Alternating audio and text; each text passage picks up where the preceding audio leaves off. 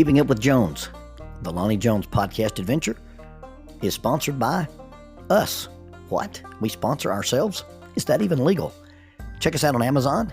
You can have access to the titles of Pedagogue, the youth ministry book by Lonnie Jones, Cognitive Spiritual Development, a Christ-centered approach to spiritual self-esteem, Grappling with Life, Controlling Your Inside Space, a small essay using the principles of Brazilian Jiu-Jitsu to talk about psychological and emotional self-defense, If I Were a Mouse, a children's book written and illustrated by Lonnie Jones, and then The Selfish Reel, a very short story about a decision. Also, you can check out our YouTube channel to see archived lessons and presentations from across the country, some videos with rope tricks and knots. Don't forget to visit the Facebook page 550 Guys to learn about the little rope men that we make and that we invented and that we make. And then be sure to click like, subscribe, and share. This is Keeping Up with Jones, the Lonnie Jones podcast adventure. Faulkner University announces a 60% tuition discount for members of the Church of Christ. Now, there are some guidelines. This 60% tuition reduction is applicable to adult undergraduate Bible degrees or graduate Bible degrees from the Curley Graduate School of Theology in the VP Black College of Biblical Studies. You must satisfy all admission requirements and maintain satisfactory academic progress. You must remain continuously enrolled, including summers, until the completion of the degree. You must provide a letter from an elder or minister, preferably on church letterhead, verifying that you're an active member of a Church of Christ congregation prior to your initial enrollment. This offer applies to adult undergraduate degrees such as biblical studies, youth and family ministry tracks, and it also includes graduate degrees. And those are the Master of Arts in Biblical Studies, the Master of Arts in Family Life Ministry, or a Master of Theology, and it also applies to the PhD in Biblical Studies. For undergraduate inquiries, please contact Adult Enrollment 334-386-7140, 334-386-7140, or Adult Enrollment at Faulkner edu. That is Adult Enrollment at faulkner.edu. For graduate inquiries, please call 334-386-7539, 334-386-7539. Graduate enrollment at faulkner.edu. That is graduate enrollment at faulkner.edu. Faulkner University is a sponsor of Keeping Up with Jones, the Lonnie Jones podcast adventure.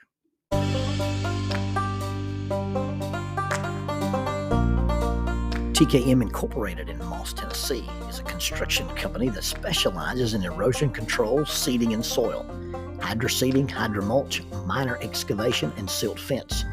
They also provide traffic control and construction signs. Their business is keeping people safe, but their passion, their mission, is they wish that all men could be saved. TKM has adopted the nickname the King's Men because as they serve you, they also serve the King. If they could provide any of their services for you, please contact them at 931-243-3958. That is 931-243-3958. Or you can contact them on the net at tkminc2001 at twlakes.net. That is tkminc2001 at twlakes.net. TKM Incorporated is a sponsor of Keeping Up with Jones, the Lonnie Jones podcast adventure.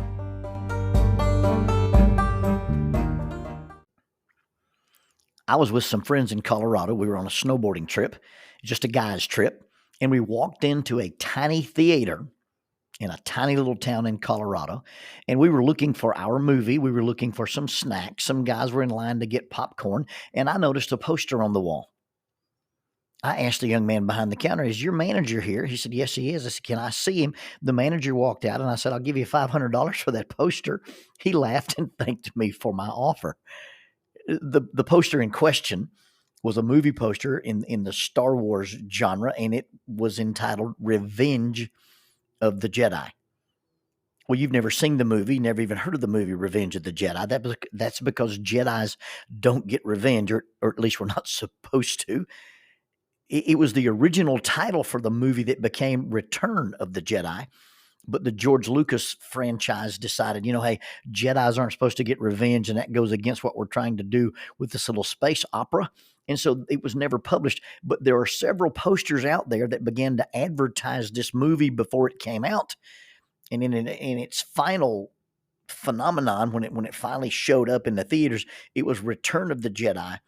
But if you could find one of those original posters, I've seen them priced anywhere between $3,000 and $5,000. Now, my revenge saga is a little bit different, and it's really not about revenge. That's just kind of the catchy title. It's not about revenge, but maybe you'd call it karmatic equanimity, or the homeostasis of the universe, if you will. This will initially sound like complaining, but I assure you it's merely explaining. When Jackie and I dated, she rock climbed with me. We have played hours of racquetball and volleyball and volleyball and speedball and even ultimate frisbee. But as we've gotten older, now Jackie's a much better athlete than I am. She's better eye-hand coordination, just superior in all areas other than strength. But as we've gotten older, and she's had 2 ACL surgeries and 2 hip replacements, we've sort of slowed down. We retired our snowboards after the second hip surgery. She's only been bow fishing with me once. And the night we took her, we witnessed the largest mayfly hatch I've ever seen in my life. She told me later, with all those bugs flying around, I'd look up and see the bugs just covering y'all's backs and the back of your necks. She said, I didn't want to embarrass you in front of your friends, so I had to depersonalize and go to a different place in my mind and tell myself that the mayflies were fairies. She doesn't hunt with me. She's deeply afraid of the dark. We don't do jujitsu, and I'm not allowed to show her any jujitsu moves because of that one little unfortunate thing when I accidentally put her to sleep in the bathroom. Having said all that, she doesn't complain, and she never restricts my hobbies or my activities. There's just things that I do that she doesn't participate in. She's driven me to a boat ramp and picked me up at daylight just to keep me from having to drive after being up all night. That being said, for the most part, my hobbies are mine, and they do not interest her, and they do not inconvenience her. Now, like I said, that's not complaining. That's just simply explaining. She, however, does not bring balance to the force. Her pursuits, her hobbies, her interests, her obsessions are always our projects. Somebody needs to work on their pronouns. I water her garden when she travels. I cover her plants when it freezes. I pick her blueberries, her okra, her squash, and her blackberries when she's out of town. When she hires a contractor to remodel, she figures into the price the things that I will do that the contractor does not have to do, and thus I am contractually obligated to do demolition, to remove and assist in her projects. And then there are the Spanish water dogs. And her love and devotion for these Velocimuppets is well established in the annals of this podcast. I want you to know, and I want you to be clear,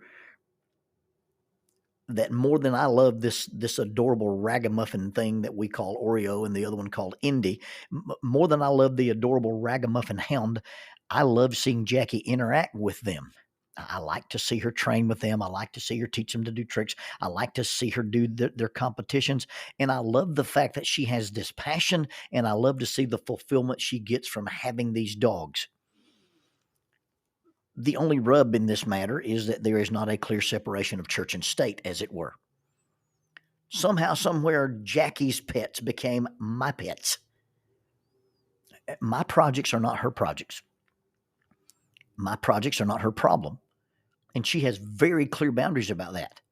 My climbing does not involve inconvenience or interest her. My hunting and bow fishing and martial arts are loved and encouraged by her, other than an occasional ride to and from a boat ramp or listening to a story about my hunting adventures or watching the UFC or the PGF. The things that I'm into do not involve her and do not require effort on her part. I, however, walk the dog. I kennel the dog. I rearrange my schedule because of the dog's schedule. I modify trips to accommodate the dogs. I sit the dogs, deliver the dogs to the sitter, pick the dogs up from the sitter, take the dog to the vet, get the dog from the vet. I wait on her, and I cancel plans to accommodate the groomer. Now be clear, I'm not grousing, and I'm not even saying it's unfair, and I'm not even saying it's unenjoyable. What I'm saying is there was this understanding that this is something you're going to do in retirement. I'm not retired, but her dog became our dog. I did not sign up for the amount of involvement or the amount of energy that Jackie owning a dog would require of me. The dogs steal my heart. I love to see her interact with them. I think they are adorable. And in the 2 occasions when we've raised puppies at our house, there's this inexplicable thing that happens to my soul when there are puppies.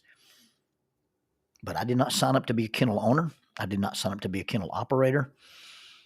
And there's something deep inside of me that if she asked me to do something with her for the dogs, I'd actually feel selfish if I refuse to do my part with the dogs. But I thought your wife owning a dog should be like having grandkids. You get to pet them, you get to play with them, but you don't actually own them. Well, we all know that's a delusional state. I, too, am a dog owner. Jackie doesn't make the distinction. Jackie doesn't make the distinction between, hey, these are my dogs, these are not your dogs. Jackie doesn't make the distinction, and the dogs definitely don't make the distinction. In fact, I'm not sure Oreo can tell us apart. When we went to North Carolina to pick her up during the zombie apocalypse, we drove across country during COVID and had to eat our meals standing in the parking lot of restaurants because we couldn't go in. And we stood there on the back of my truck and ate on the toolbox on an 8-hour trip to North Carolina to pick Oreo up. And when we picked Oreo up, somehow she bonded to both of us. I'm not sure that in her puppy mind she can distinguish us as separate entities. There is a thing where if Jackie's not there, then I'm fine. And if I'm not there, Jackie's fine. But if we're both at the house, we both have to take her outside. She will not play Frisbee with Jackie by herself. She will not play Frisbee with me by myself. We both have to be in the yard. So in some way, Oreo doesn't know that we're separate entities, and she often requires both of us for certain things. So, on Revenge of the Jedi night, I'm out at a little place I'm allowed to hunt, and I shot a deer. Now, this is not going to be a trophy buck. It's just going to be some venison. She wants me to kill more deer this year because she uses some of the ground meat in preparing a custom healthy dog food. So she's even involved my deer hunting with her dog owning. Well, I shot this little deer, and I got up and began to establish, how to find the deer. Found a good blood trail, and I decided this would be an excellent opportunity to see if Oreo would actually track a deer. Now, Oreo's been in some scent classes, and these Spanish water dogs are exceptional nose dogs. And so I called Jackie. I said, hey, I've got a good shot on a deer. I've got a good established blood trail. I need Oreo to help me find this deer. So Jackie shows up on this farm after dark in the minivan. She gives me the leash, and Oreo and I start out into the wilderness. But Oreo won't leave Jackie. She gets just a little bit away from the van, and then she returns. And I'll drag her off, and we'll go into the fence, and the dog goes back to the van. I go up to the van, and I say, now, honey, you're going to have to go with me. Oreo's not going to leave you. Her response was, in the dark out there, Well, yes, out there, and it's going to be dark because I can't seem to find the switch that turns the sun back on. So, yes, you're going to have to go out there in the dark and in the cold with me. In my early days of hunting, I wore sweatpants, and over the top of the sweatpants, I wore some used Army surplus BDUs. I had an old military field jacket and a face toboggan. I wore leather boots that I inherited from my dad after his days in the National Guard. And I walked into the woods carrying a sleeping bag and would get into a brush pile or underneath up against the rock wall and get into a sleeping bag in order to sit on the ground and hunt just to stay warm. Since being in private practice, my outdoor gear is pretty nice. I have 10X Teflon, Realtree, waterproof, windproof, Carhartt level saddle cloth. It is briar resistant, wind resistant, and water resistant. It is some of the best gear you can own, and I am extremely comfortable when I'm out in the elements and in the brush with my hunting gear. My wife gets out of the minivan, and she is in a puffy purple coat. And this little white beret she wears, it reminds me of the Stay Puft Marshmallow Man's hat. And she has these little woolen fingerless gloves, and she has on a pair of leggings and her plaid duck boots. And in her Mary Poppins costume with her little dog, she follows me across the pasture into the sage grass, and from the sage grass into the woods, and into the woods across the fence and into the brambles so that she can keep watch on her dog. At some point, Oreo gets into full tracking mode. She's found the blood trail, and that nose goes to the ground, and she cares nothing else about, hey, what's at the end of this trail? And she's sniffing and falling. And Jackie has overcome some of her discomfort, and now she's fascinated by the blood trail. She's watching her dog and she's following her dog, and she's behind Oreo, so she's really not helping, but she announces, I found more blood. Here's more blood. This is a great blood trail. Well, Oreo's already well past that point, and she's following her, but she's excited. She's into this. Eventually, Oreo finds the deer, and we're excited. We're praising Oreo, and we're feeling really, really, really accomplished. And then she says, Are you going to need my help dragging this deer out? No, honey, I'm not gonna drag it out right now. I'm gonna field dress it. And field dress it is polite language for I'm going to remove its heart, its lungs, its liver, its stomach, its intestines. You get the picture.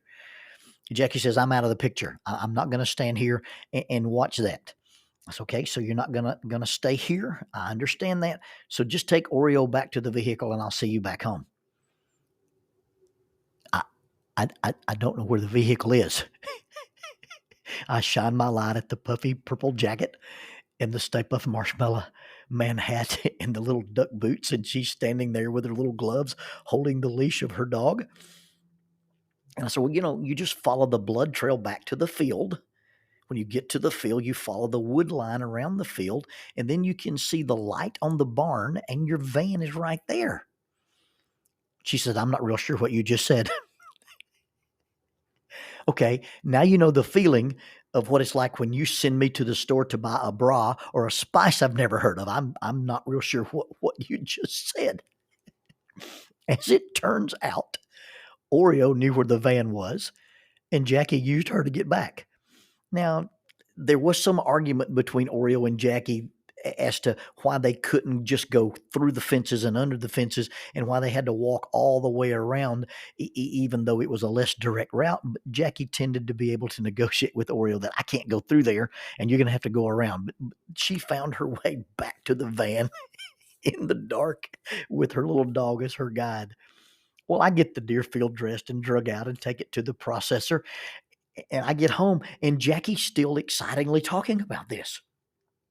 She's acting like we've been on some grand adventure.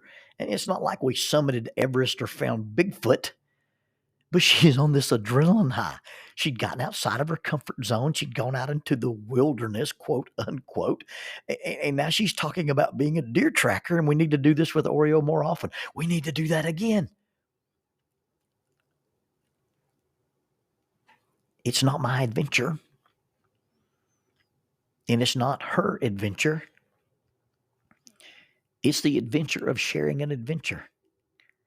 As mild of an adventure as it was, the adventure part of it is the shared experience and not the actual adventure part of the things that I've actually been involved in, of the things that I've actually done in my life. This would not rank as deeds of daring do, but it felt like that to her. And it was really special to me because in some way worlds collided, or not really worlds collided, but better yet, worlds united. Her, our dog, my woods, all of them coming together at one time and sharing an experience. And once Oreo found the deer, Jackie celebrated as if we found the Ark of the Covenant. It was just unbelievable to see her excitement to find what, it's an inconsequential deer. It's not a trophy buck. It's just meat for the freezer. But Jackie's celebrating the accomplishment of her dog and the fact that she's with me and she's in the dark, despite the fact that she wasn't very well prepared to be in the dark or in the cold, in the purple puffy jacket and the Stay Puft Marshmallow Man beret. Relationships are about connection. And attempts to connect are often described by John Gottman as bids for affection. And when someone asks us to connect, when someone bids for our affection, we can respond to those bids by turning toward them, by turning away from them, or by turning against them. Toward means, yeah, I'm going to engage. I'm going to accept your invitation. I'm going to go with you. Turning away from a bid basically means I'm disinterested and I didn't recognize it as an attempt to connect. And turning against them is often met with, is when you meet them with hostility or disinterest or disdain. You see, this is why I'm involved with these dogs in the first place. And I love the dogs. Don't get me wrong. Our life has changed greatly because we have Oreo and Indy at our house. But it's not the dog I'm interested in, but the dog owner that really kindles my interest. And she's not a hunter. She'll never be a hunter. She killed one unfortunate raccoon, and that was because it made her mad, not because it made her afraid. Note to self. But she's involved with my hunting because she's involved with me. She doesn't hunt, but she listens to the plans. She looks at the pictures from the game camera.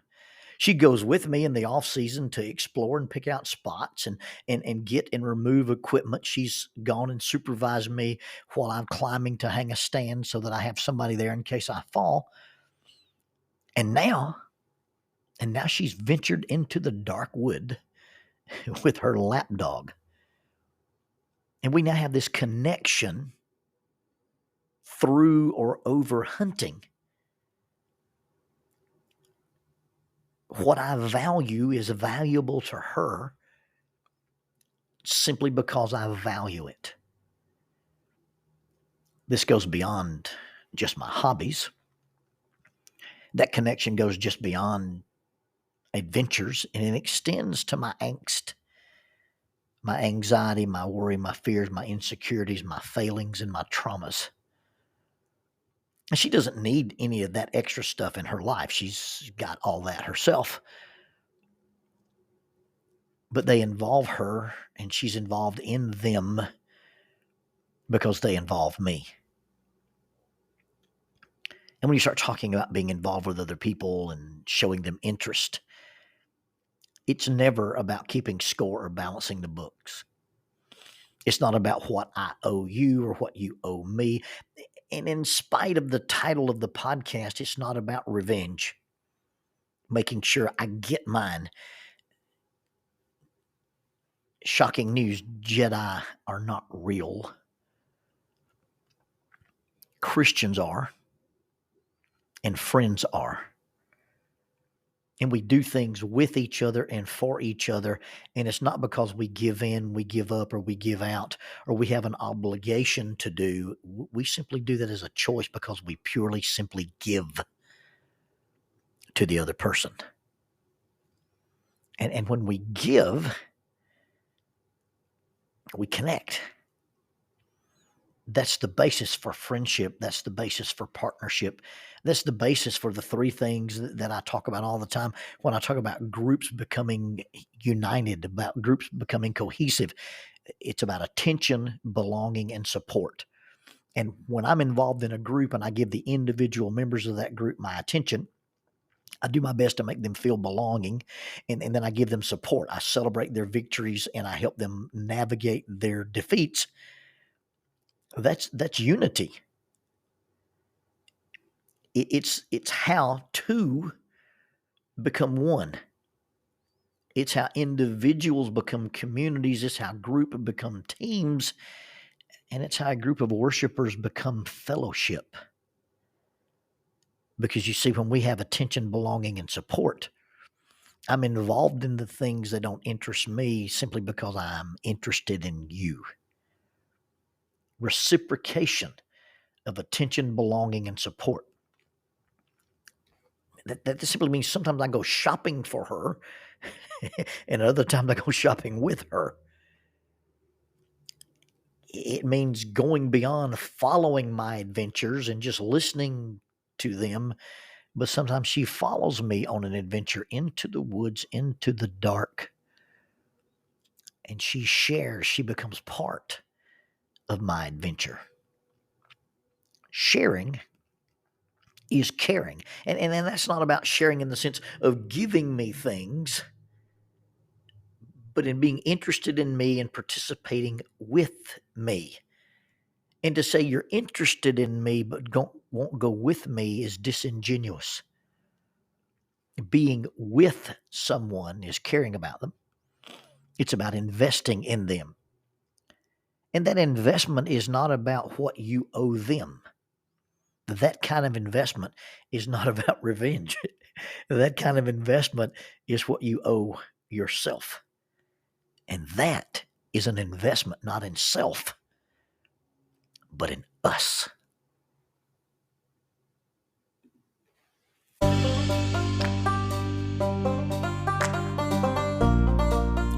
Using the tool of shortwave radio, World Christian Broadcasting literally covers the world every day with the gospel.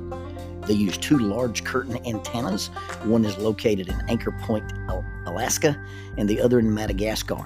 They send out messages that are recorded at their international home in Franklin, Tennessee. They make available 40 hours of broadcast every day. The broadcasts are made in English, Chinese, Russian, Spanish, Portuguese, Korean, English for Africa, and Arabic. They would love for your group to visit them. You can bring your ladies group, your youth group, or your men's group. Just give them a call at 615-371-8707, 615-371-8707, or you can go to 3Ws and a dot, worldchristian.org, find the Donate Here button, and make a financial contribution to support this work that literally covers the world every day with the gospel. World Christian Broadcasting, in cooperation with Keeping Up with Jones, the Lonnie Jones Podcast Adventure.